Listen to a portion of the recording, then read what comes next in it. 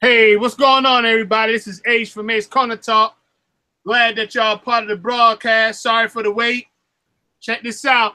Got the Ace Corner Talk t-shirt. Y'all like that? Check it out. Got Ace Corner Talk in the building. All right, cool. We got some juicy stuff for you today. We got America's finest in the building. We got the home of the brave, the land of the free in the building. We got our military soldiers lined up on deck, ready to give that hot fire. We got some good conversation coming from them. And we about to let them go in, give their experiences, give their length of time in the service. And we, as the audience, want to be captivated and give them all ears to let them give their perspective from that side and from their point of view about how the military is, the inner workings, and what it's like to be in other countries, being in the military. So first up, we got, and I want her to introduce herself. So here she go. Hi, my name is Regina Seabrook, and I retired over 20 years ago. I retired as an E7. I was in the Army. I went into the service November 16, 1976, and I retired in 96, August 31st. And I was one of the first females to go over there to Saudi. That was back in 1991. I enjoyed myself while I was over there. I had a rough time in different places that I went to. Over the years, it was pretty hard.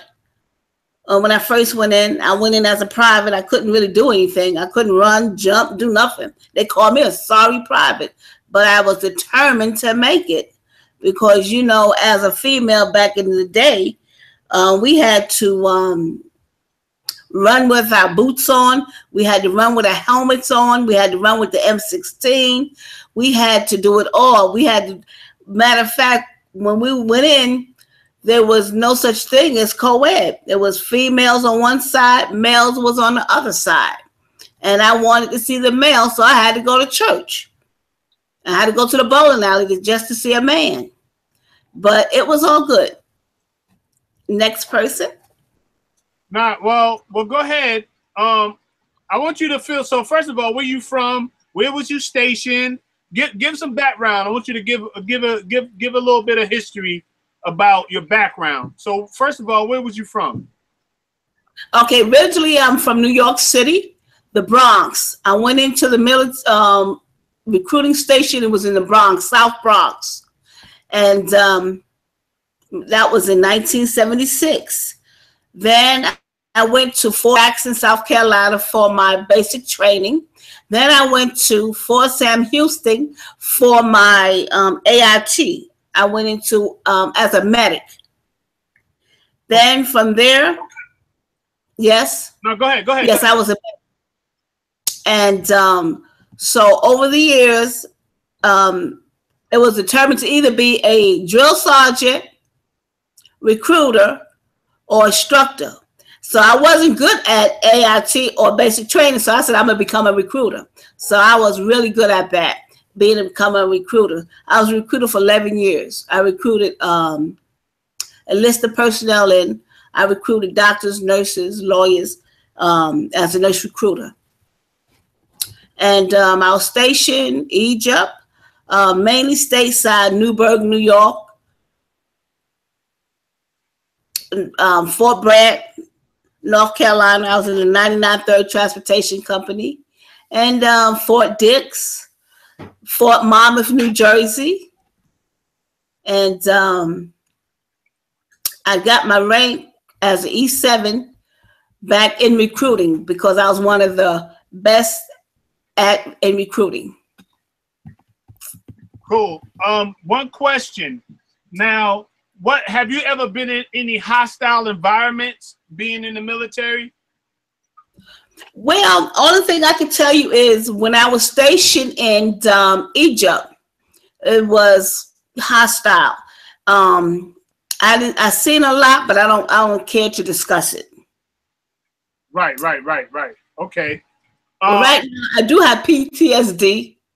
I go to mental health because I've seen a lot. And right now, that's the reason why I'm 100% because of PTSD. So what does 100% mean? People might not know that, and we're trying to help people who might have military families. We're trying to help them get a better understanding of what it's like. Maybe they don't understand the inner workings, or maybe they don't understand how to deal with their family members that might have came back from any type of wars or any type of hand-to-hand combat or anything like that. I want to get a perspective to the people so they can understand how to deal with their family members when they don't understand why they act the way they act, because people are not familiar with military life. It's like a different life when it comes to being in the military versus a regular civilian. So I want to try to help the people that are watching and those who will watch, trying to help them understand that a little bit. So what does that 100% thing mean? Okay, 100% means a lot of people don't understand PTSD. A lot of people don't know they have it, which I didn't know I had it. I diagnosed with it. Sometime right now, I don't sleep at night. I'll be up all the time of night just pacing the floor. They have to give me medication for that. I might go to bed at 9 o'clock. I'll wake up at 1 o'clock and I don't go back to sleep at all. That's coming because that's PTSD. 100% means that's the highest that you can go in the military. That's my claim. Well, when you put your claim in, and like my knees, I have knee replacements. Dealing with the military, I'm service connected. I hurt myself on active duty. I was running and I fell and tore all my ligaments, so they had to replace my knee. And then by me running, I have 4 pins and a screw put in my foot. So I am 100% now. And they take very good care of me. And one thing I didn't know that I had PTSD because, you know, by me up, and then, you know, my attitude, just not sleeping at night, and then irritable. So I have to go to mental health and talk about it to the mental health doctor. And right now, all I do now, I just volunteer for the VA hospital. And if I had to work right now, I don't think I would be able to work because of my attitude, and people to understand when you have PTSD, that's a lot of stress on me. And they look at me, I'm 62 years old. And right now I try to go to the gym, try to work it out, but my health, it's, you know, it's hard on me right now, but that's what the 100% mean. Okay. Well, first, I just want to say I appreciate your service. I appreciate the time you spent in the service, because a lot of people, they may overlook the people who protected this country. So from Ace's Corner Talk, we just want to say thank you, and we appreciate you taking the time out your day to be a part of this broadcast to help share your side of the story. Now, when you enlisted, and we about to move right along, but when you was enlisted, how did they treat females? Because now it is different. Now the times for how they treat females in the military is totally different. It's kind of like they want females equal. They want these equal rights and all this other stuff. Like when you enlisted, how did they view or treat you as a female in the military? They treated me just a man. My drill sergeant tree one day, he told me to go over in the corner and see a tree and kiss it.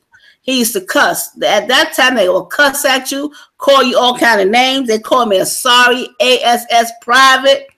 And if you made a mistake when you was in basic training, you would pay for it. That's just like if you're supposed to make a left turn, they'll make you run. Stay up all night long in the rain. You had to run with your military boots on. You had to run with the M16. Every place, like when we had to go eat lunch or dinner, we had to run, jog. Everywhere we went, we had to jog. If one person in the platoon make a mistake, everybody paid for it.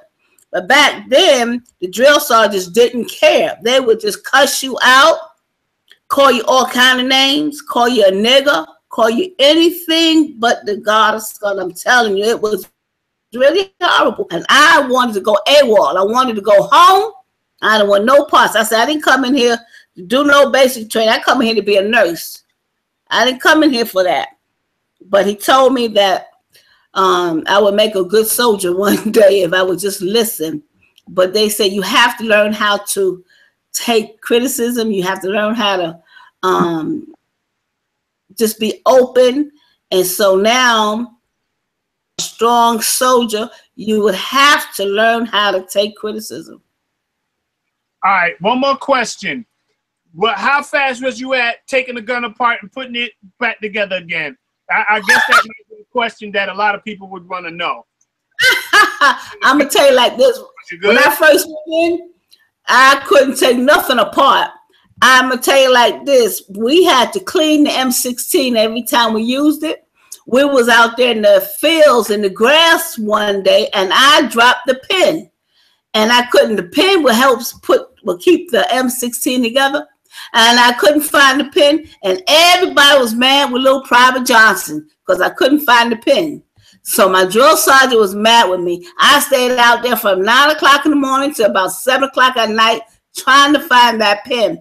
But I'm going to tell you this, by the time basic training was over with, I was putting that M16 together real fast. I became an expert. I ran, I passed the PT. I couldn't run, but I tell you, after them 6 weeks, I did it all. And I was one of the top. I was determined to make it, and I did. Because he told me I was sorry and I wasn't going to make it. I was going to get put out. So then after, it was a turnaround for me. Because when he told me what I couldn't do, I proved to them that I could do it. And then I became one of the best. And I was only going to plan on staying 3 years. I wound up staying 20 years. Wow, wow. Well, that's what's up. So next up, we got a young brother that I want to introduce to the platform. I'm going to give him the opportunity to introduce himself, introduce his rank and all that good stuff, where he's from and everything. So the same thing that E7 Seabrook just gave, I'm going to let this young gentleman give his introduction. You may go ahead.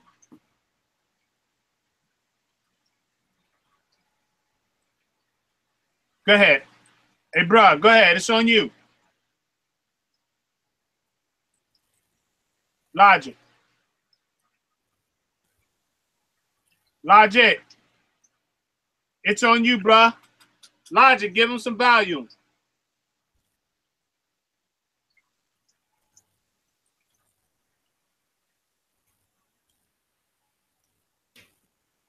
All right, hold on. We got technical difficulty. Hold on. Wait a minute. We got to be able to hear you first. All right, Logic. All right, go ahead. He good now. Go ahead, brother. All right, go ahead. Start from the get-go. So my name is Tavares Pendergrass. I grew up in Vanceboro, North Carolina. That's where I met these two young people, Michael and his mother. I used to stay with them sometime when we were younger. Yeah, I went there. But I went in the military in January 1995. I did 3 years. We did my basic training at Fort Jackson, where they had a co-ed training, and it was good. I mean, you know, I enjoyed it. I mean, I was in some kind of shape, so it didn't kill me. You know what I mean? But I did my AIT in Fort Lee, Virginia, and then I went to my first duty station was NTC Fort Irwin in California, which sucked tremendously. And, you know, going from North Carolina to straight rocks and sand was not, you know, a good transition for me to start with, to be honest. I was already ready to not go when I got there. But I think the military it would be good for any young person to do something with, to be honest. Anybody. Right. And let's see, let's just be honest about it. I mean, I got in a little bit of trouble in there, so I made I made my E4. We went in the field. I got in trouble for smoking marijuana. And when we came back from the field within the same month, I lost my E4, bust down to E1. And for a year and a half, I stayed at E1. They gave me my E2 in like 6 months. And then right before I get ready to get out, they promoted me to E3. But it was, you know, I was too late. Matter of fact, I came down on orders to go to Hawaii. But I turned it down because I would have had to extend 6 months. And I was ready to go, to be honest. I was ready to go. Right. So, what was the first place that you traveled? Say that again? What was the furthest place that you traveled? And I see what T-Duck said. All right, T-Duck. All right, minor instructions. Okay, bruh. It wasn't a gun. It was a rifle, T-Duck. Okay, we got you. Now, what was the furthest place that you traveled? Oh, South Carolina, man. You know, in the basic training. The only base I went to was Fort Irwin. That's the only place that I was stationed at. Okay, how was that? How was that experience? I mean, it sucked back then, man. 96. I mean, it might be a little better now, but NTC sucked back in 95, man, for real. I mean, it was an experience, man. I mean, I went to LA and Vegas, but other than that, I mean, it was terrible. It was terrible, man. Did you at any time, when you was enlisted, did you ride the fine lines of AWOLing? Like what yes, happened? Sir. Yes, sir. I went home. Give me some juice, man. First time I went home, man, I almost didn't go back. My mom had to make me go back, man, because I wasn't. It sucked. Right. Going from North Carolina to that, it just sucked. Right. Man. And I don't know, man. It just, I mean, but like I said, it was a good experience, though. If I had it all to do again, I would definitely do it again. Would you? Did you go right out of high school? Oh, I took like about 8 months after I graduated. Okay, cool. So 8 months. You took like a little, not even a tiny break. Because most people, when they get out, when they get out of high school, I would presume that they just go ahead and enlist right after they get out of high school, right? Yeah, I mean, that would be the smart thing. I mean, I wish I would have done it, but I mean, I didn't. So, I mean, I chilled out, had my little lady I was chilling with. So, I made my mind up what I was going to do and went on in there. All right. This question that I'm about to pose is to both of you, but I'm going to ask this to Miss Seabrook real quick. How much did you make when you first started off? Like, I don't understand. Like, how do they do it? Do they give you a certain lump sum up front? Is it an hourly thing? Is it a monthly? How do they pay you when you get in the military? Like when you first started in what, 670 something? 76. When I first went, it was monthly. I think I got $96. That was $96. A month? A month. Mm-hmm. Oh my God, man! Boy, that's close. Yeah. That's close. That's like slavery, ain't it? Oh my God. Yeah, and then it was like to $120. Then I think after about 6 months, like $200, but it was no more than $300 after a year. But as I got more rank, and more time in, it went up. Cool. But it was like $96. It wasn't no $100. Wow. Back in 76. What about you, Steve? Shucks, man. It probably was like $400 every 2 weeks or something like that. As a year. Woo, boy, that's a rough thing right there, Jay. But everything else you really didn't have to pay for, though, right? Like shelter and certain things you really didn't have to pay for, right? Right. I mean, you wearing your clothes. They're paying for the lights. You don't got to drive. You can't drive nowhere. So yeah, I mean, you chilling. Right. Okay, next up, I think we about to go to my man Logic. So I just said your name, but let you give your own proper introduction, your YouTube channel, and everything else you want to bring to the platform, bro. Yo, what's going on? It's your boy Logic. You know what I'm saying? For Food, Clothing, Shelter, y'all pretty much already know who I am. So just like my man Steve, I came in a little bit after high school. I tried the college experience for a while. After doing a college experience, I actually started looking and started seeing that a lot of people that I knew that went to college was still actually struggling to do something. So I don't know why I decided to go to the military. It just happens. It happened to me. And then to be honest with you, if I can go back, I wouldn't change a thing. I keep it the same.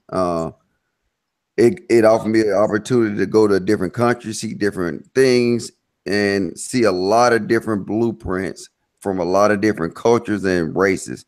And that will be the biggest thing that I would give to a military organization. For me, you know what I'm saying? Like you was talking about the pay and everything. I really don't remember the pay as being ineffective because just like my brother Steve say, that you might have been getting paid $200, $300 every 2 weeks or whatever, but they gave you food, clothing, and shelter. So it's like all you did with that money was pretty much try to maintain your personal lifestyle, but the military always gave you everything that you needed. So besides TVs and video games and stuff like that. And then as you moved up in rank and as you know what I'm saying, achieve different levels, you know what I'm saying, the pay would automatically increase. So the pay was never really an issue. If you look at it, probably the pay was probably the bright spot of the military. So that was good. But in a nutshell, what I would actually wanted to say to anybody who was to think about going to the military or to think about how do you look at a person that's in the military, because normally you see like this so-called conscious community and dealing with a lot of black people, even though they have a lot of military people in their family, they will always, you'll have this group that will say that people that's in the military is sellouts, that the people in the military is what they normally say, they Uncle Toms, or they, I don't know the stupidity they say, but it's backwards, because when you realize if you get a person that's been in the military, you have a different level of experience. And I will break that down when I say a different level of experience, because if you have a guy that actually been in Harlem, New York for his whole life, you know what I'm saying? Everything he know and associate himself would be around Harlem, New York. He would know everything about Harlem, New York. He would know everything about the people around Harlem, New York. So now what happened is that this would create his actual mentality.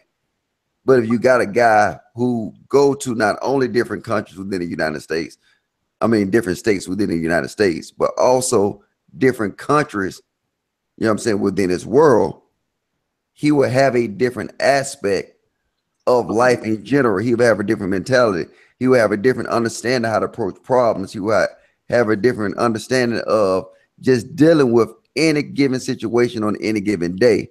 And I think for any military person, that would be the biggest advantage of being in the military. You will get a different perception of life. You'll give a different understanding of life. And you will stop seeing the world as being black and white.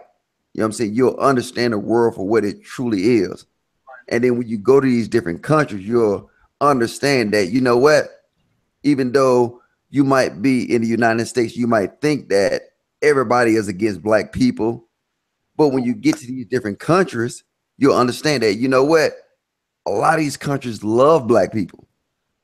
They love black people. I experienced that in Korea. Korea, they love black people. Kosovo, the Albanians, they love black people. And then when I went to the African countries, I found out that they hate black people. And then now at the age I'm at now, and I look at all my experience, I try to understand, why do the black people hate black people? And why did the Koreans, the Asians, the Filipinos, why did they love black people? And then when you figure that dynamics out, you'll start thinking about a lot of stuff that on Ace Corner talk about his channel is actually true. It's realistic. But the thing about it is that we don't realize that seeing that small dynamics that I explained now fall back is that a lot of time we are our biggest enemy because we hate each other and a lot of other people love us. But I'll go ahead and fall back. Go ahead, Ace. Check it out. One question. This goes for everybody, and I see Miss Seabrook stepped out. Have any of y'all lost any close friends to combat? I mean, any of y'all experienced that? Oh no, I haven't. Yeah, I have people that I was in the military with that died over the years, but not like I've never been to combat. You know, I've only been to one duty station. So. Right. Because you know, a lot of the times the way they depict the military through the TV screen, the movies and stuff like that, you know, when you look at it from that lens, it's very, very serious, graphic. It's very intense. But I'm trying to get the picture painted. Is it really that bad? Like the way they depict it? You know, that's why, because like if you watch some of these movies, Saving Private Ryan, Jarhead, what's the other ones? There's like several different military you watch, you know, is it really that serious the way they depict it, the way that they show the military and how it's ran? I know the military is very strict. Let's get that out the way, right or wrong. Well, it depends on what time. Hold on, Ace, you gotta click your screen. You got it locked on me on the live on the YouTube. There you go. It depends on what time period you're talking about. At one point in time, the military was super strict. The left and right limits was set and established. But what happened is today you see a lot of it's real lenient. I mean, I guarantee you if Steve and Ms. Seabrook was to come in today and see the military, they wouldn't even recognize it, because it just I know I'm gonna say this to Steve and he's gonna know exactly what I'm talking about. If I told you, Steve, that right now soldiers can smoke in basic training, what would you say to me? See, exactly. That's crazy. We couldn't even have candy, man. See, exactly. So now the rules have changed. It's a different mentality. You know what I'm saying? Soldiers can actually drink and basic training on pass. You know, I mean, it's a whole different dynamics to it, and a lot of different dynamics. I mean, all you gotta do is just cut on the TV and see the change in the military, whether it's being from transgender, whether it's being from gay and lesbians.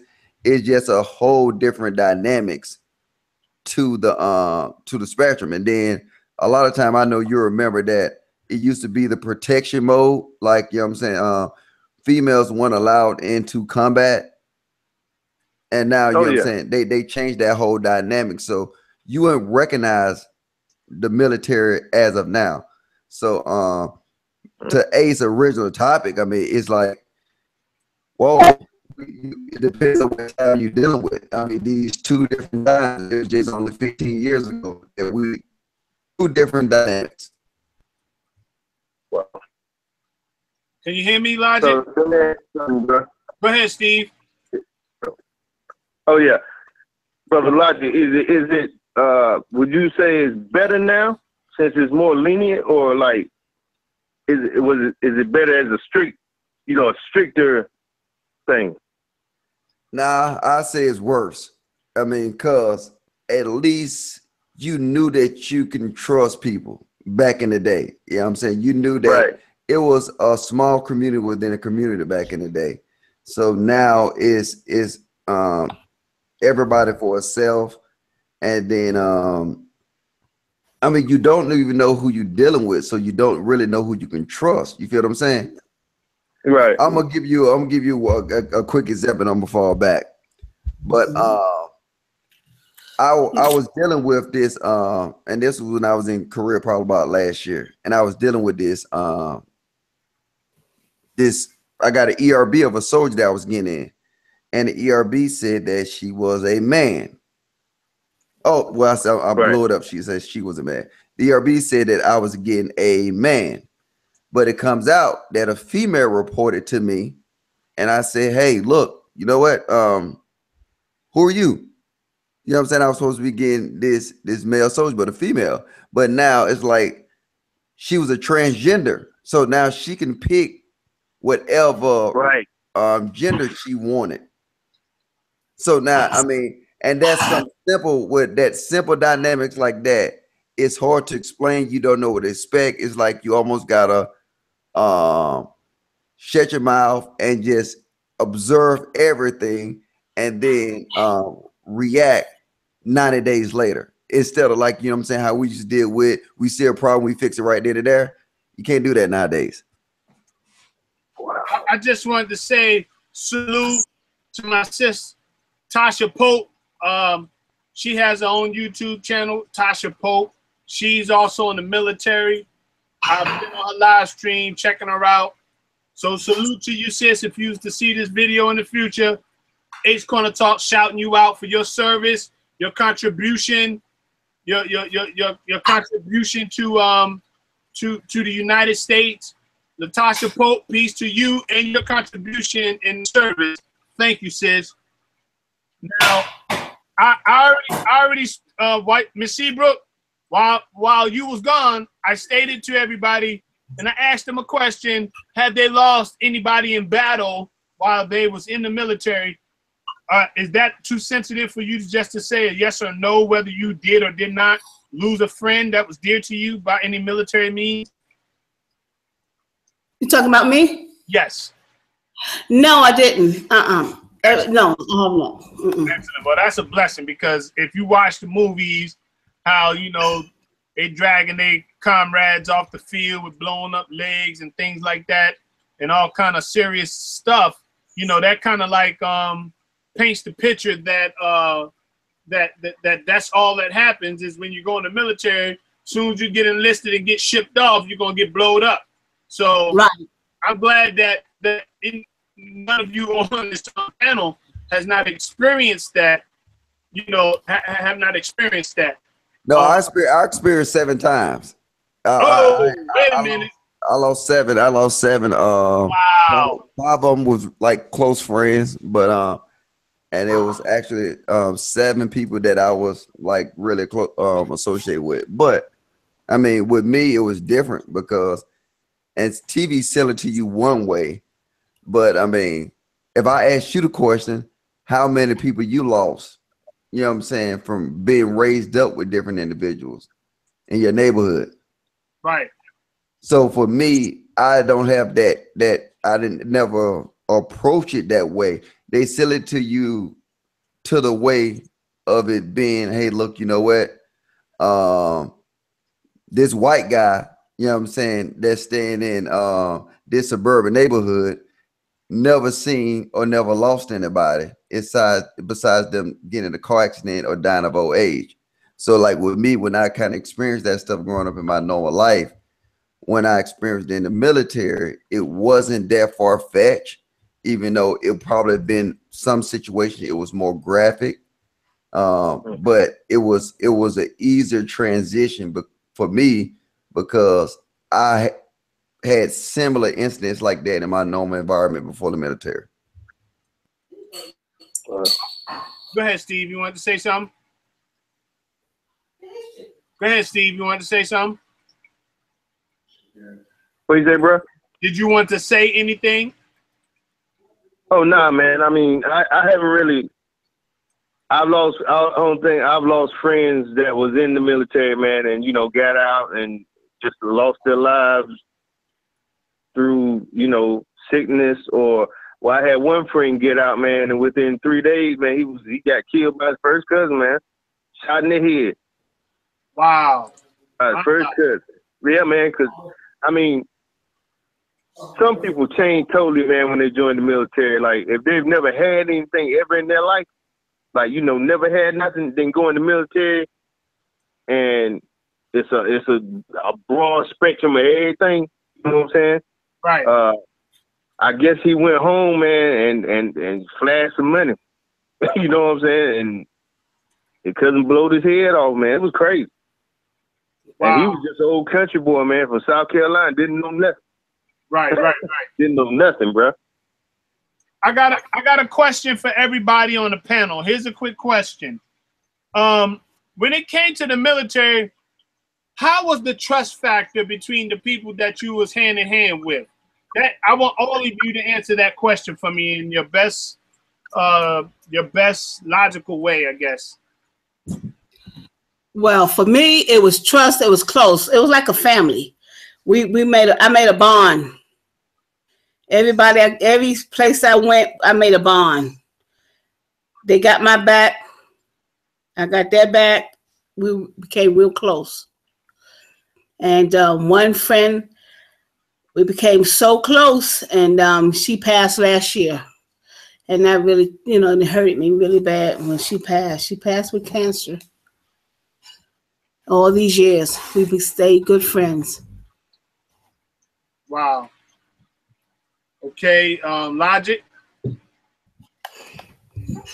I think the bond in the military actually, and from my experience, is closer than the my family structure before I went into the military. And I think because in the military, everybody have a common goal, everybody have a common understanding. So now when you have a group of individuals on the same path, shooting for the same thing, it's easier to bond with that individual. In comparison to, you know what I'm saying, me before I went into the military, where everybody had their own agendas, everybody had their little, it's like their own way, their own direction they wanted to go into. So the commonalities between us was few far in between. So now that's why it's easy to fracture a family relationship if you look at it compared it to the military.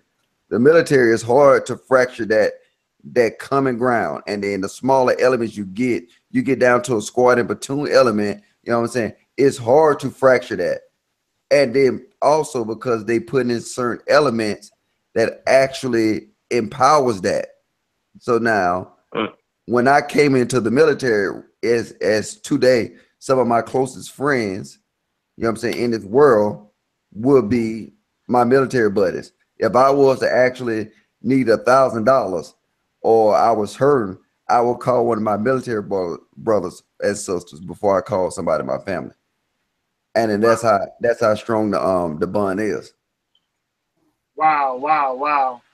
Yeah. Well, for me, man, I've got like a couple friends here. I'm in Texas, man, and it's, you know, guy up the street, man. That's like, you know, when I went in the military, I was really young, so he was like a big brother to me. You know what I'm saying? Like, and we ain't never, like, as soon as I talked to him, you know, it's like we picked up right where we left off at, man. I mean, it was real tight because we was all cooks, man. And it was like cooks. We all stuck together where I was at, man. That's what it was. Female, male, we just was all tight. It was all tight, man. I'm still cool with the girls too. Some of them. Right. That when it comes to the military, people have to get a firm understanding that it takes a lot of guts to enlist. It takes a lot of guts to, you know, deal with the strictness, to deal with the what can I call it? It's called the discipline. Yeah. How about that? Discipline is very structured. I want to ask a question. How does the discipline, the structure, how does it how does it play a role in your life at this current time? Do you say it was much needed the way that discipline is? Did it shape any kind of way your life from any one of you gentlemen? I'm gonna be honest, man. The military, honest to God, changed everything about how I view everything, man, in my life. Like as far as structure wise, discipline wise, I mean, it changed my whole life, man. My whole perspective, to be honest. And my little short years, like I only did 3 years, but it just, you know, I still hang my hangers the same way. I still hang my shirts the same way. I still wear my belt the same way. You know what I'm saying? I haven't. You know, I probably march a little bit in my walk just because I was in there. I mean, I don't know. I mean, I appreciate it. I really do. I appreciate everything that it did for me in my short time, man. Right. Yeah. I think for me, though, I don't think it's, and see, we look at it, and I mean, see, your perspective, you know what I'm saying, it'll be called discipline. But from my perspective, it's just enforcement of rules. Right. So, because if you look at it here, the way we got it going on now, if people actually wasn't hypocrites and actually adhere to the standards, then you know what I'm saying, you'll consider us to be a disciplined society. Right. But we're not considered a disciplined society because nobody deals with the rules. Nobody adheres to the standards. So now when you see a military and you see a group of people adhering to certain standards, then you said they're disciplined. But no, we're not no more disciplined than anybody in the society. You know what I'm saying? It's just that if you look at it, a drug dealer is a disciplined individual. He's a disciplined individual to his standards. Right. But if you compare it to the standards of the law, then now he will become undisciplined. So, I mean, I think that structure is involved on, you know what I'm saying, people looking at the military organization and say, hey, look, you know, these guys got this, and these guys are here and they will die for these things. And then now, and compared to, you know what I'm saying, the just the general general populace, nobody will adhere and die for some standards. You know what I'm saying? The most disciplined people in the world right now, and it's people gonna hate me for saying this, is ISIS and these extremist Muslims. Because now what they're doing is, regardless, they will adhere to their standards and they would not go left or right. They're the most disciplined people in the world. Right. Have any of y'all had to do any like, have you toured the White House? Have you met the president? Anybody had a chance to walk by a president, meet anybody, anything like that? I'm just asking some questions because it's good thing to know. Maybe that might be somebody's goal in life if they was enlisted. It was to meet the president. Who knows?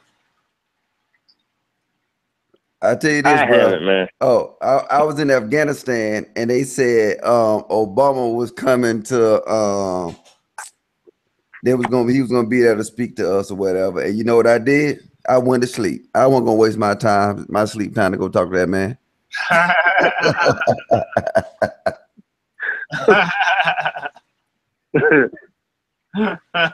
feel that too. Hey, Elijah, you funny. I'm waiting on Elise to get in here. I'm trying to figure out where she at. You sent her the link? I sent her 100 links. Man, Elise is special. She ain't in here yet. They keep telling me to send her the link. I already sent her the link like 3 times. She in Hawaii. She should have just came to my house and then we could have been broadcasting together, but you know how she is. Hold up. Right. I sent her that link, so she should have that link. All right, I'm gonna send it to her again. Yeah, but it's always good to hear it from the horse's mouth.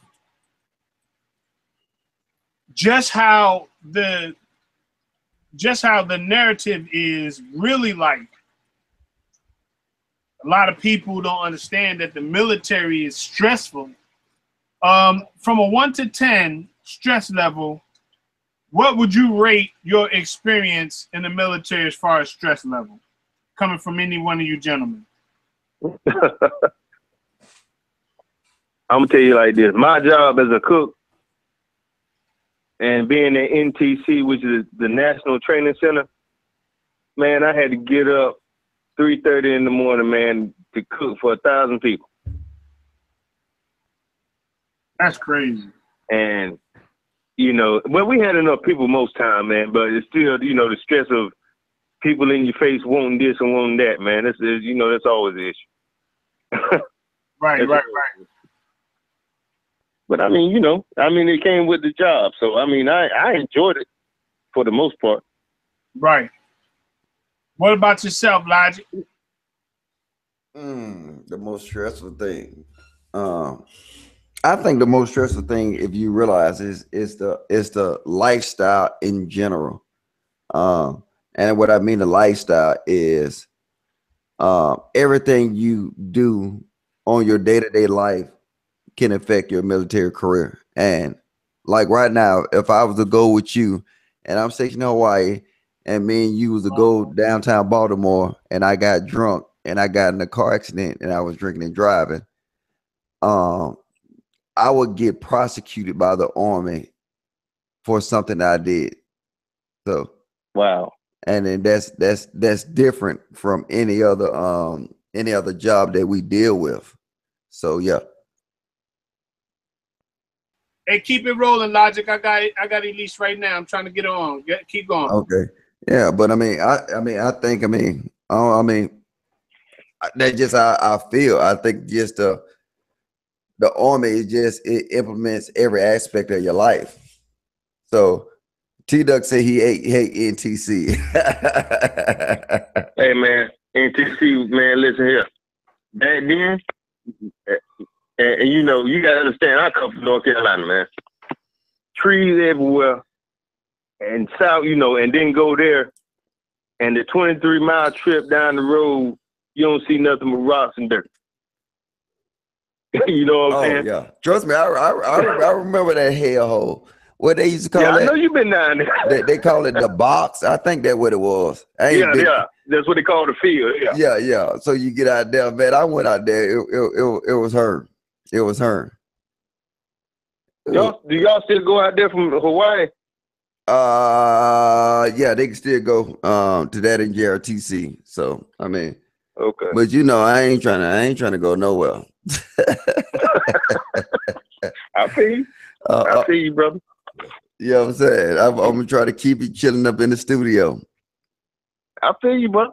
No, I'll be chilling out too. You at the end of your rope, or you still got a little bit to go? No, brother.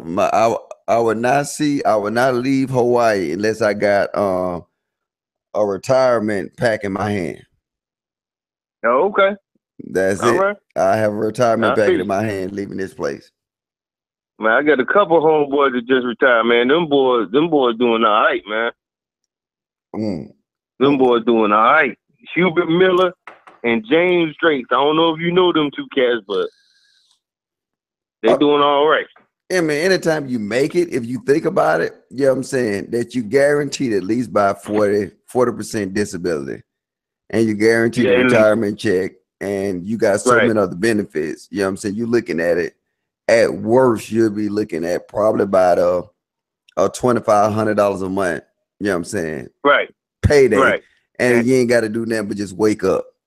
So yeah, that's an aspect that just people got to get to. But think about it, like, you know what I'm saying? At the end of the road, I'll be 37 years old, and I'll be, you know what I'm saying, retired fully. You know what I'm saying? Collecting money for the rest of my life. So now I could, if I wanted to, I can go be one of the men that stand in front of Walmart with the checking the receipts.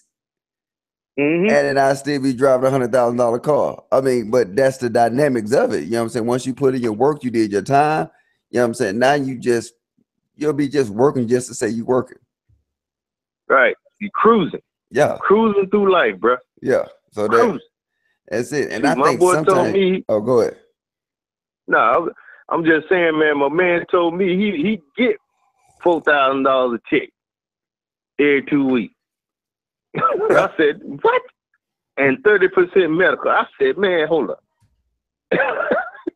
God almighty, boy. Most of the time, that's what it comes to. And then you already have, you know what I'm saying, you got your VA benefits, you know what I'm saying? Right. And then not only, what people don't realize is that the biggest benefit of it is the VA loan. You know what I'm saying? Right. I still need to tap into that. Yeah, that's the biggest thing. So, you know what I'm saying? Especially, I mean, if you go to somewhere like, not like a Baltimore, but some of the cities in South Carolina, Alabama, and Georgia, you know what I'm saying? With $100,000, you know what I'm saying? $100,000 in Birmingham, Alabama, you can damn near buy a mansion. I need to think about that. Yeah. My wife's from Georgia, man. You know what I'm saying? And I mean, we in Texas now. Texas nice. But the cost of living, man, good Lord. You can keep it. I ain't messing with Texas. You know what I'm saying? It's ridiculous. Yeah. It really is. But you know, I still ain't touched my VA loan, man. I might have to look at that, to be honest with you. Yeah. Oh, you got to.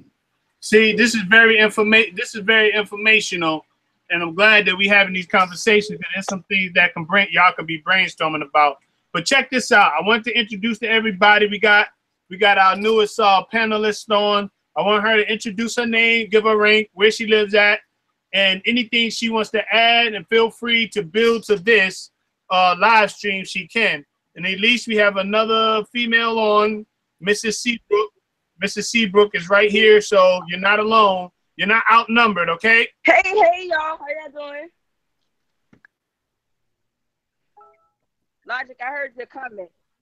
Go ahead. How you doing? I'm doing well. How you doing? All right, go ahead and give your introduction in your build, Elise. Well, I'm Elise. I'm in the Army. I'm stationed out in Hawaii. Come close to the mic. I'm Elise. In the Army. I'm stationed in Hawaii. I've been in for a little bit under 10 years. I came in on the last part where Logic was talking about the VA loan. Everything he said is absolutely true about that VA loan. It's very, very beneficial for those people that's in the service. There's some stipulations, perks.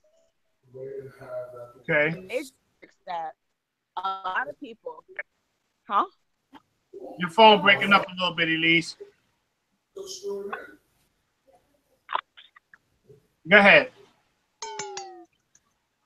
Hello? The major that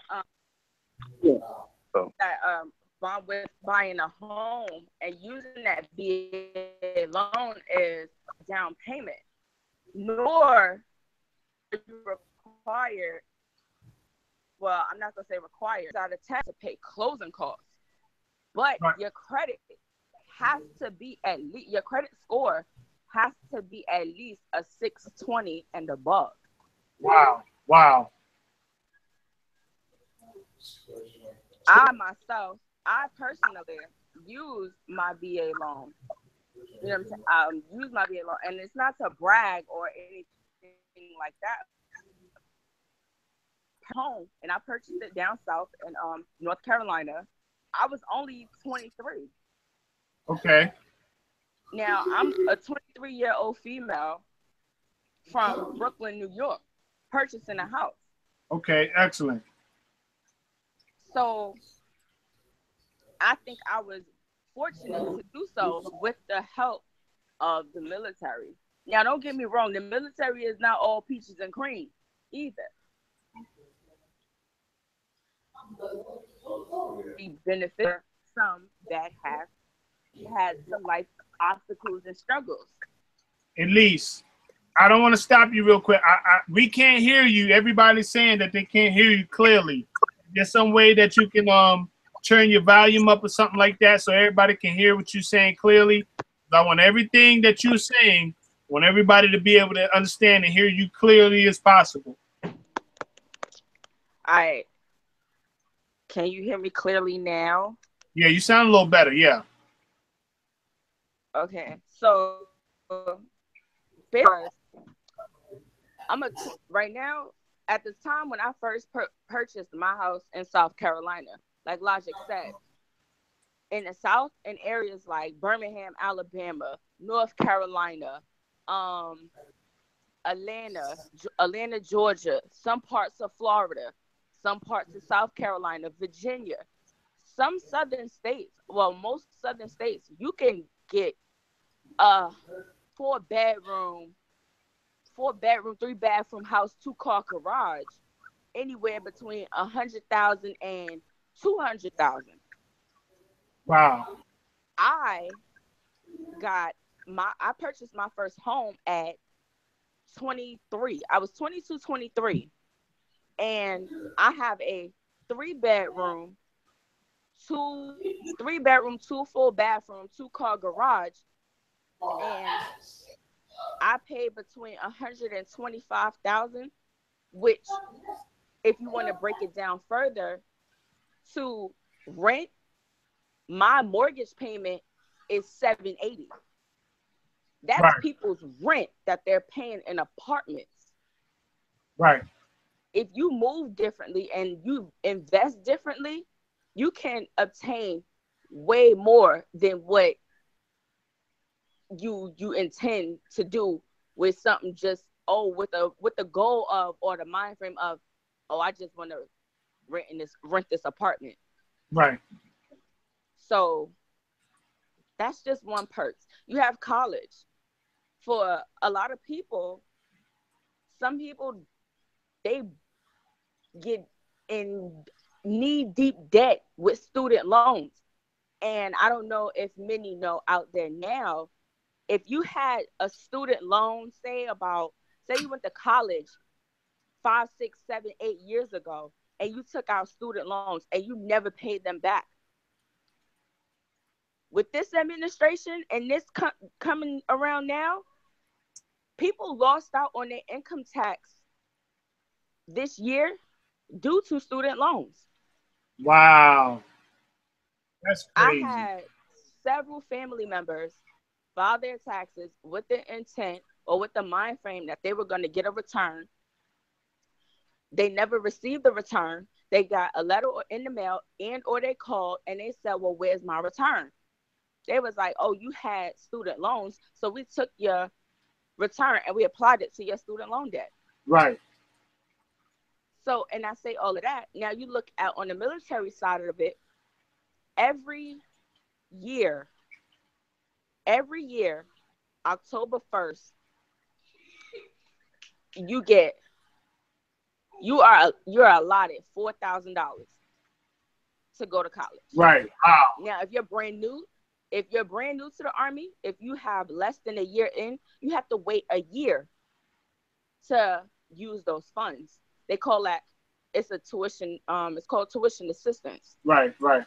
You get up to 16 semester hours and you get $4,000. Now, with like every program and any other program out there, there's stipulations and there's consequences. No, incentives. I'm sorry, incentives. Right. You have to maintain a certain GPA to use those funds. You can't have negative actions on you to use those funds.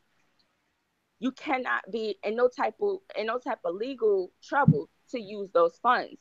You can't get in no trouble to where you're going to face serious repercussions to use those funds. Right. But like me, I've been in the Army for a little under 10 years. And I'm almost done with my bachelor's degree through this program. So that right there is an excellent way. Now, would you say if somebody wanted to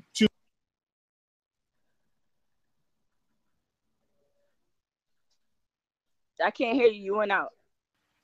All right, if you wanted to do some college, like if somebody wanted to further themselves in college, would you say the Army would be a good thing to do, or would it be good to enlist in to further themselves in any type of curriculum academics? It's one of those things where I did it to travel and go to school. If you are, it's a 50-50 answer. My answer is 50-50, yes, and my answer is no. Okay. And the reason why I say yes, you gotta have some type of discipline. And when I say that, you gotta come in with the mindset, okay, I'm gonna do this, and this.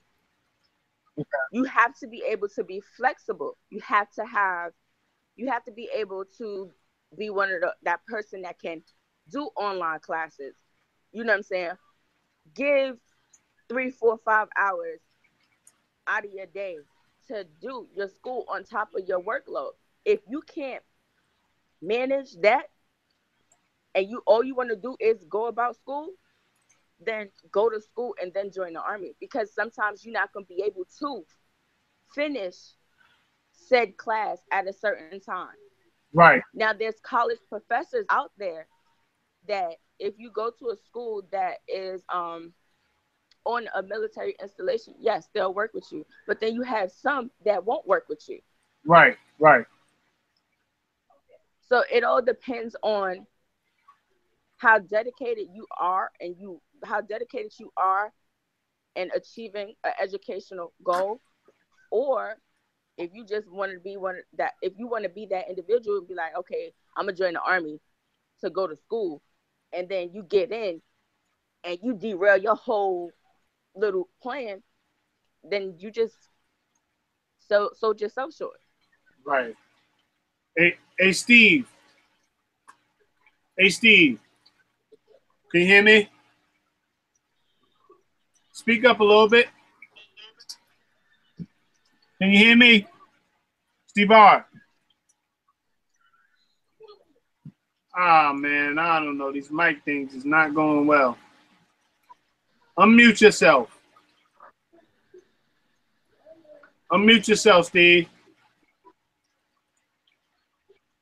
I can't hear you. All right. He's having technical difficulty. I can't hear him. Say something. All right. Where was you at, Elise? Where was you at when 9/11 dropped? Was you enlisted? No, I was skipping school. I was skipping school, walking across the Brooklyn Bridge. All right. So when the first plane hit, I was like, I seen it. Okay. Wow. Steve, was you still enlisted? Well, you gotta do sign language, brother, man. Your sound and stuff is jacked up. Yes or no? Just nod your head. Was you still in the Army when 9/11? All right, cool. I just wanted to know that.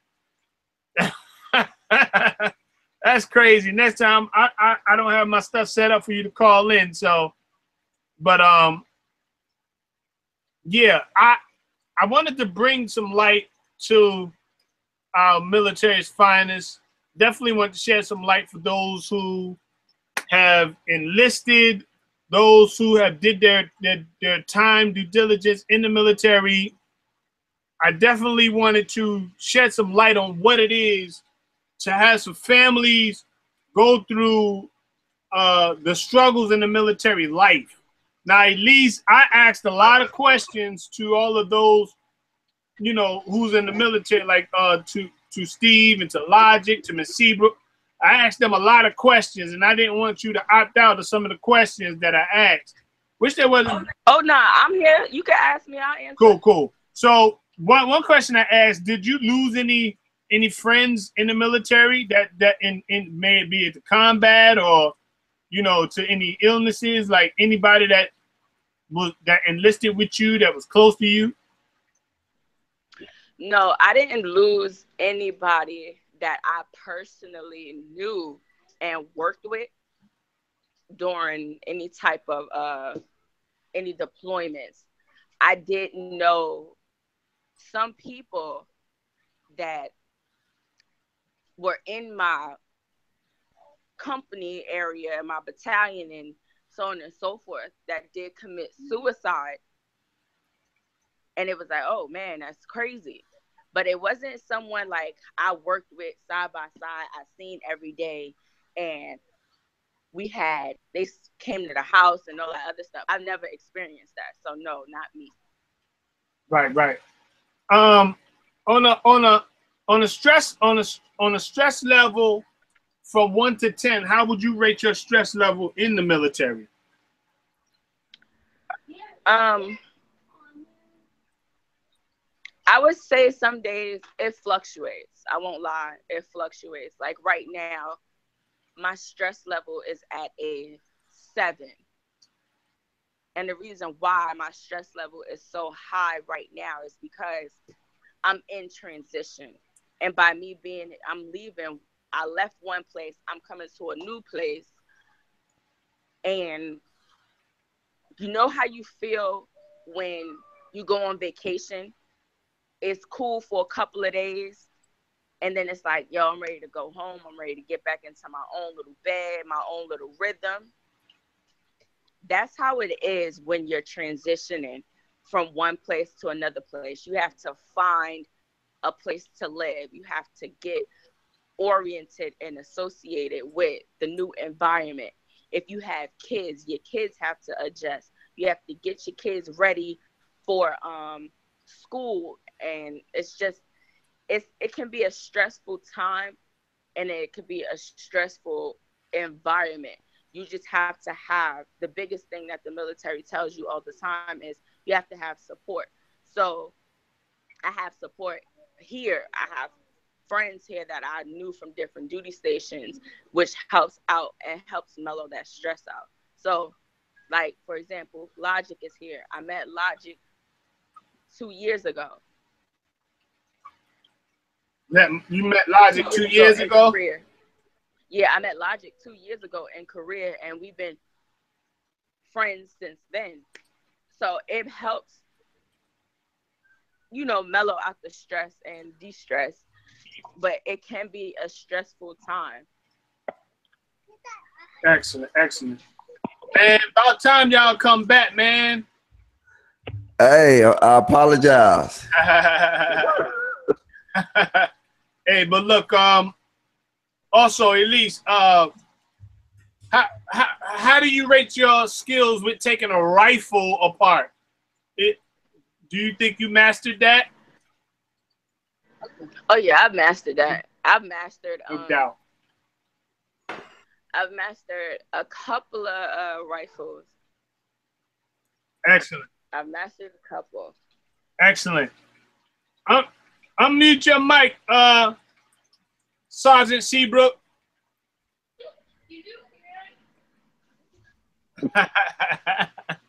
But I'm glad everybody's back finally.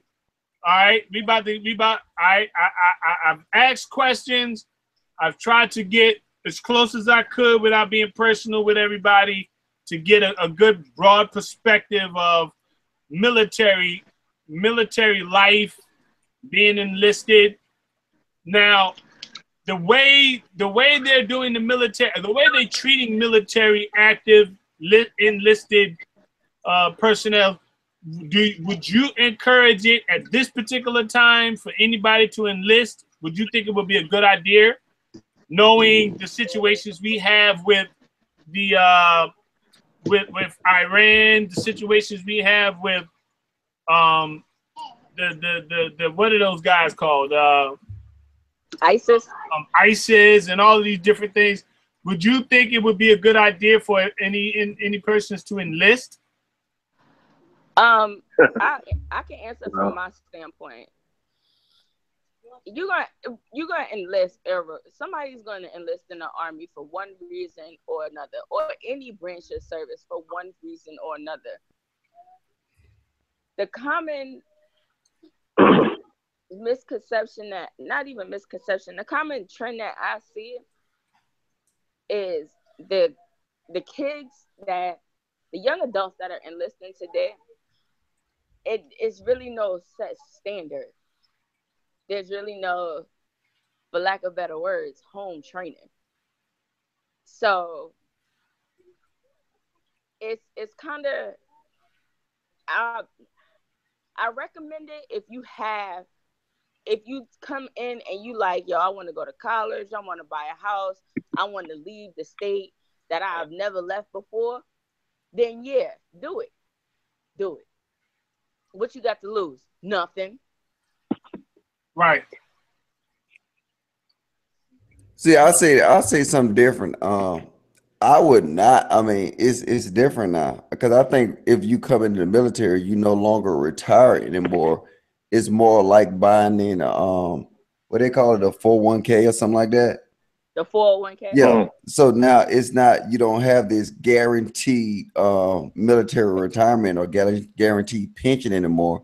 It's just like any other Nine to system five that you job. just buying into. So now without the benefits, I don't understand why, or I would definitely not advise anybody to come in the military without the retirement, because that was one of the main things that the military had over any other occupation, is that they guarantee you that if you came in and you stuck with it, you will retire, you know what I'm saying, well before you're in your 40s.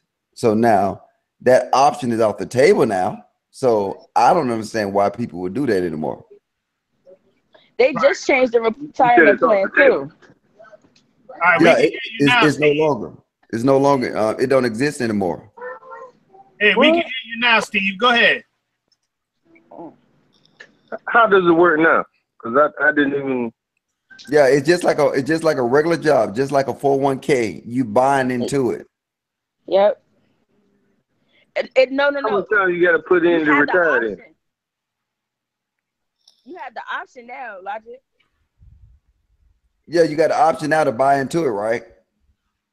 Yeah, you got the option to buy into it. It all depends on how many years. So if you got 10 or over, you still get the retirement plan. But if you have 10 or less, effective, I think it's either 1 October or 1 December, one of them months. If you are less than 10 years in, you're buying into it like your 401k. But if over 10 years, you get the retirement. Now, Yeah, but but we're talking about the new standard though. So the new standard would be no more traditional retirement as we know of it today. I know that I mean, like I know you grandfathered in, and a yeah. lot of other people that's grandfathered in. But like if somebody was to come into the military today, they Oh would yeah, they not just be be able to get buying that in. traditional military. Yeah, they got to buy into it. That's crazy, man. What? That is crazy, dog. What you mean by explain? I don't understand. I'm lost. So I mean, I've been in the army so long, so I don't really understand the ups and the downs of a 401k. But essentially, what it is that you're just buying into it, just like any other retirement plans.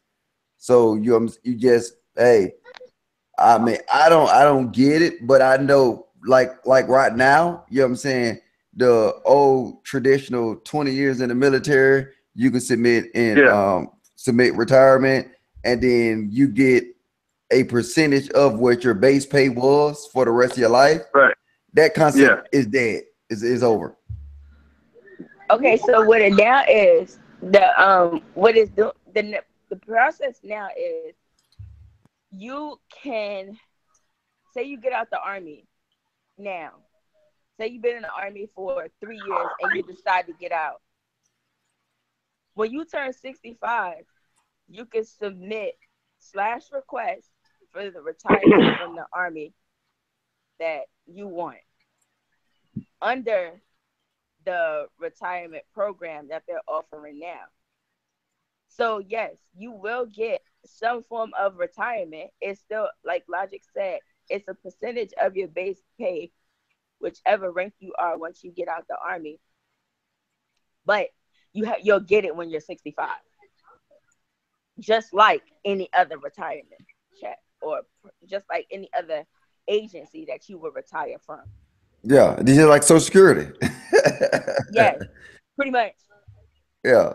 So the basis of it, if you look at it, is I don't know about Elise, but when I came in, I really didn't understand what I was going in for.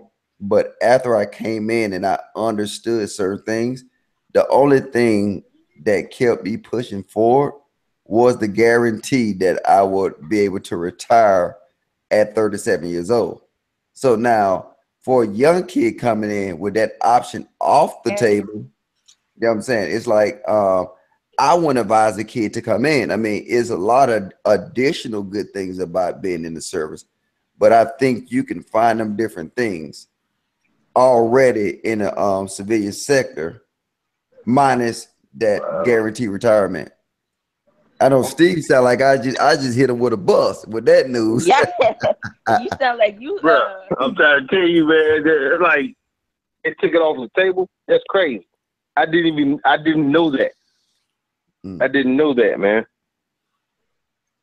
Yep. But hey, you know what? So hey, them kids right now that's smoking them cigarettes in basic training, guess what? They won't have that same retire. Go ahead and enjoy that cigarette. You're right. I guess it's what the way they're looking at it too. The whole system, they probably looking at it that way, man. They're setting it up like a job, like a regular job. So they gotta be able to come more lenient. So now, but see that leniency, is what it's doing is it destroying that fighting force that we once knew. You see what I'm saying? Yep. Wow, man. But that's absolutely bonkers to be realistic, because I mean it really kills the discipline part, man. It really does, man. In my opinion, man. Because when I came in, I mean, it wasn't back when you was getting whipped across the back, you know, like when Miss Seabrook, you know, it was difficult back then, but it was still, you know, that was on your hind part, you know what I'm saying? But now, if you smoking and basic training, when do you even get time to smoke? That's what I'm saying. But see, I got another question for you too. That see, I don't think the military thought about this though. But you remember, you have a guy that was in the Army for 15 years, and then somebody will push him to his breaking point, and then it will be easy to pull him back in because you say, "Hey, brother, look, you know what, man, you got 5 more years, brother. Just stay in, right? You know what I'm saying? Maintain, keep your head." And I know Miss Seabrook looking at me like she know what I'm talking about when I say that. But like now, with that being off the table, you know what I'm saying? And at 15 years, he can see and say, you know what, man, forget that. I take my 15 years 401k that I bought into it. And then now I just say, you know what, I would let loose. So just that, it's almost like it was like an NBA contract. It was a guaranteed 20 years if you wanted some benefits. So now at any given time, I mean, I guess like 5 years, you can say, you know what, forget you, Army, get my 401k or whatever it is. Right. But you saying 401k. That's a hurtful statement. You know what I'm saying? Like, from retiring at 40 years old to buying in. You feel what I'm saying? Exactly. Like doing 20 years guaranteed retirement. Exactly. You buying into the whole thing. I mean, I can't even relate, bro. I'm flabbergasted. I'm not gonna front, dog. I'm lost. This is crazy. Yeah, it was to that. Crazy. It was to that point that, you know what I'm saying, that I mean, I could name numerous of people that I experienced with in the military that just that drive to 20. You know what I'm saying? Right. Stop them from making bad decisions. Just that drive from 20 push them out of bad circumstances. So now, with that drive for 20 no longer existing anymore, I don't want to see the force that will, you know what I'm saying? It's like you have, I mean, at any given time, you can just quit. Right. Like, yeah, right. Yeah. I mean, but you had to quit when your contract up. But, I mean, it's just like a regular job. Except they provide the uniforms and the drawers and the T-shirt. You feel what I'm saying? And shoes. You feel what I'm saying? It's just a regular job. What's the incentive? Yeah, I don't know, but guess what? I won't be here. Wow. I won't be here to Wow. figure it out. Wow. This Hey, is look, good. I'm gonna I didn't read know what that, the man. chat I'm gonna look this up when I get off. All Cause right, it's crazy. I didn't know that. I want to read this real quick. Latasha Pope, I shouted you out earlier. I'm glad you're aboard. This is another one of our military finest. She says we didn't have time to breathe or eat in basic training, and she says let alone smoke.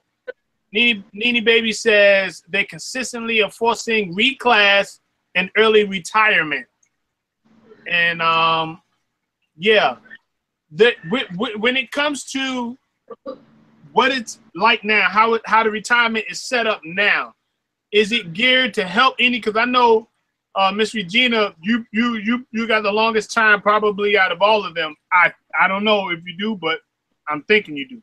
All right, so check this out. With the retirement thing, is it different from those who was in a certain millennium, like a certain period in time, versus right in the middle and right now? Like I know the 80s is different from the 90s is different from the 2000s. So where it is now, where does it stand? What's the hope for you that are enlisted now as far as retirement? Do you gotta wait until you're a certain age for 60-something years old to retire? Or can you retire once you did a certain amount of time like any other job?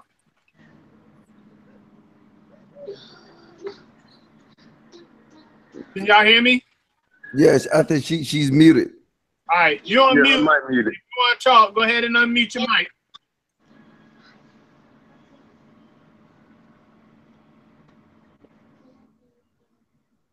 She's still muted. Okay. Can you hear me now? Yeah, we can hear you. Yeah. I said you could do either do 20 years, 22 one, you could do 30 years. I choose to do 20, that was it, because as you get older, you know, they try to force you out if you can't do your PT, pass your PT test, things like that. So after my 20 years, I said, I'm out. You know, I done did my time, let the young ones handle it. I did.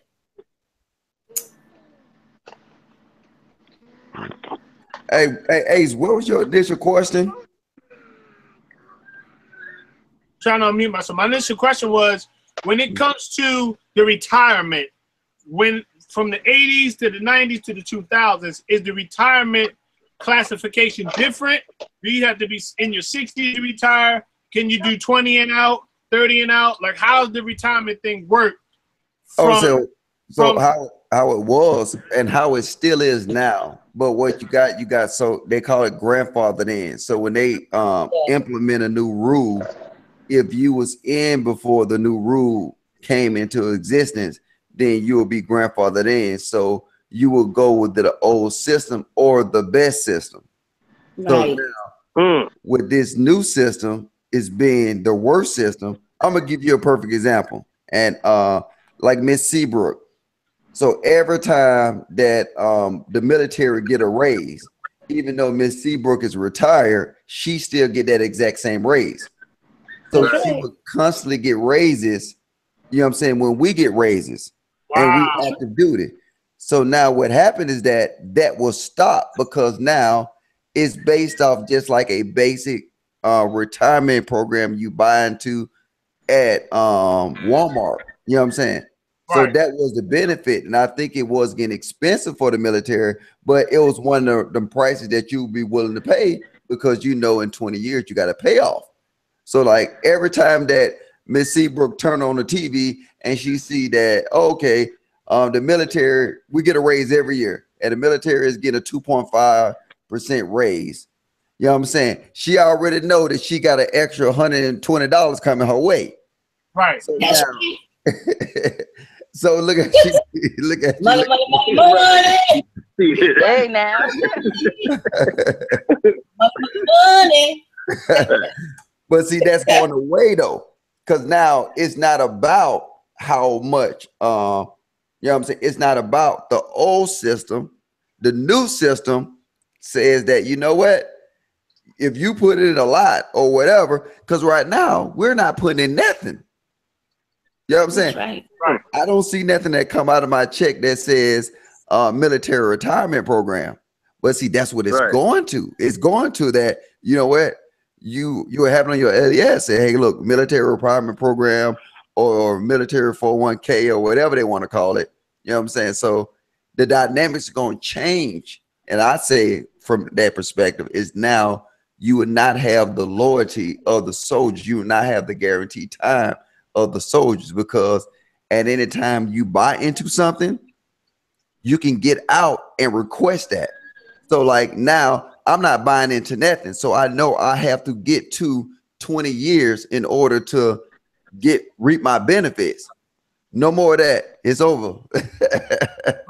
Right. Logic, Hold a on. question. I got a for, question. Go ahead. Okay.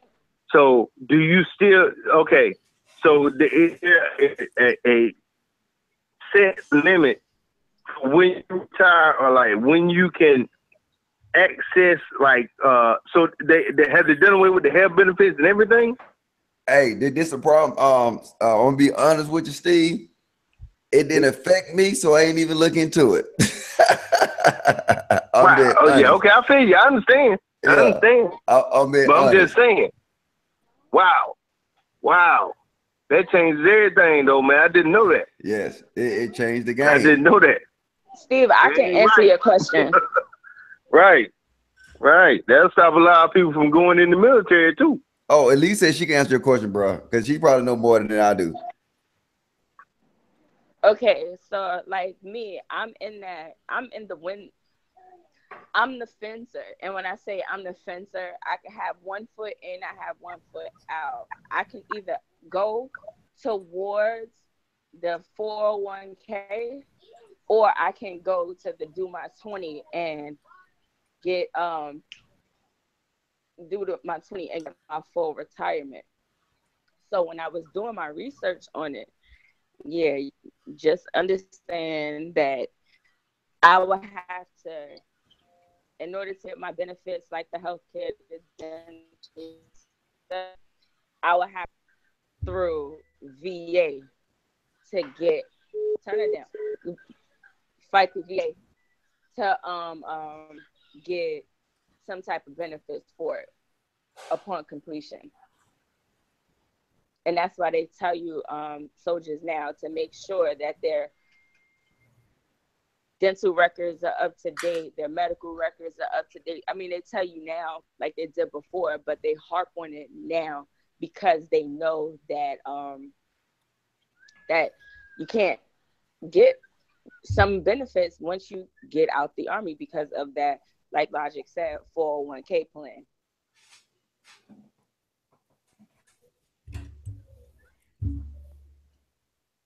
Oh, I think. Oh, Steve.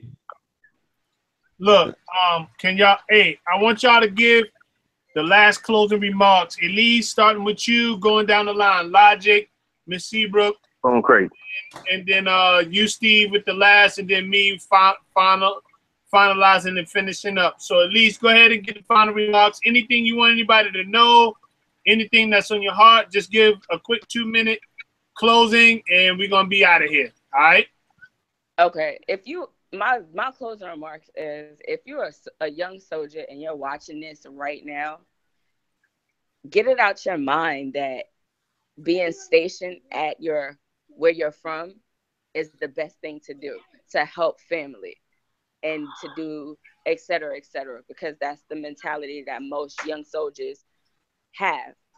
Go different places that take your family years to save. Go to Hawaii, get stationed in Hawaii, go to Germany, go to Alaska, go different places, explore and meet different people, because you'll never know. And 3, 4, 5, 6, 7 years later, you'll run into those same people that you met at your first or second duty station.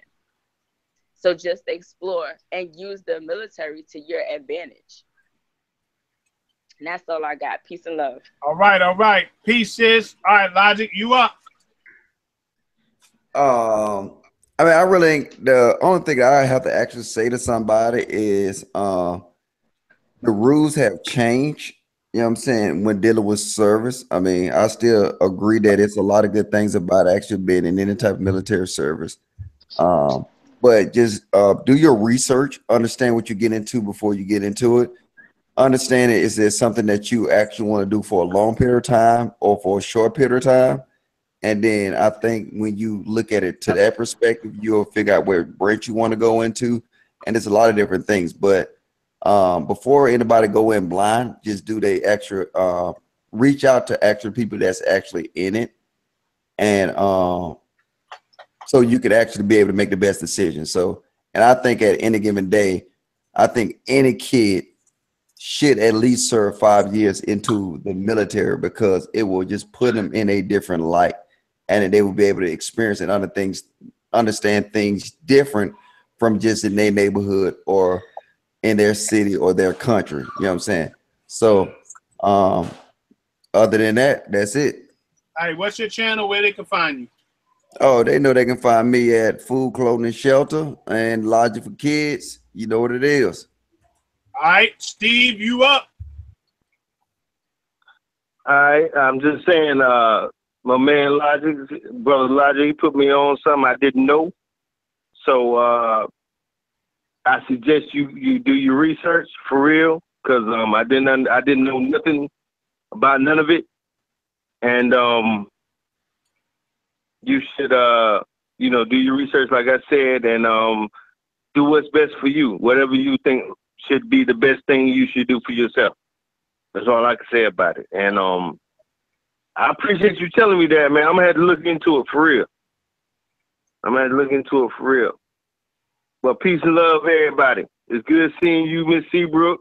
Haven't seen you in a while. Yes. All right, next up, Miss Seabrook. Okay, what I have to say is for the veterans, while you're in the military, make sure all your medical records are up to date. If you remember, because when your service connected and you go on to file for a claim, everything has to be documented. So all I'm saying is when you're ready to come out and you want to get a percentage and you want to file a claim, make sure that you have all your paperwork, all the medical records in order. And I'm a veteran, I'm a service officer. I belong to a chapter out here in California, and we help veterans. We king on that, helping our veterans. So just make sure that you have all your documents in order when you get out. And that's what I have. Peace out and love everybody. All my veterans. Go ahead. Can you hear me? Go ahead. Finish it. I'm sorry. I didn't mean to cut you off. Oh, that's it. Peace, love to all the veterans out there. Take care. And if you need help, don't be afraid. Ask for it. Go to the VA hospital. They'll help you, or find a chapter in your area. They will help you. A service officer will help you file your claim. All right. Go ahead. No doubt, no doubt. Steve, they are bigging you up in the chat. Everybody like, peace, Steve. What you say? Yeah, make sure you look at the chat, and if you can type, go ahead and type back, because people shouting you out.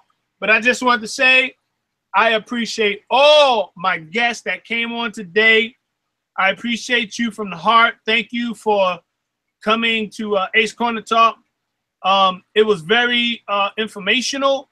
The things that you shared, the things that was displayed on Ace Corner Talk was very informational. And I'm glad that everybody was a part of this broadcast today, another successful broadcast. Thank you to those who looked in. Thank you for those who gave a bit of your life, a piece of your life, that few moments that you stopped in the Ace's Corner Talk. I greatly appreciate it. So thank you. What's up, Suicide? What's up, Nene Baby? What's up, Rose? What's up, everybody that came aboard to be a part? What's up, T-Duck? Let me see. What's up to Conceited Bristol? What's up? What's up, Latasha Pope? She's another enlisted military constituent. Did I use the word right? What's up, Rella Ann? Peace to my wife. Let me see. Peace to. All right, I think I'm getting everybody. I did say Miss Cassidy. Yes, I did. Okay, T-Dub. All right. I think I'm hitting everybody. Zeus is Flippy. Appreciate you stopping by. Yeah. And everybody. Logic, everybody. So, like, subscribe, share. I appreciate you coming aboard to Ace's Corner Talk. All of my guests. Appreciate Logic, Miss Seabrook. Appreciate Steve. And I appreciate you, Elise. Thank you for coming aboard and sharing your life, your experiences, and everything that took place with you being in the military. This is Ace. Love all you guys. Until we meet again, peace. We out. Peace.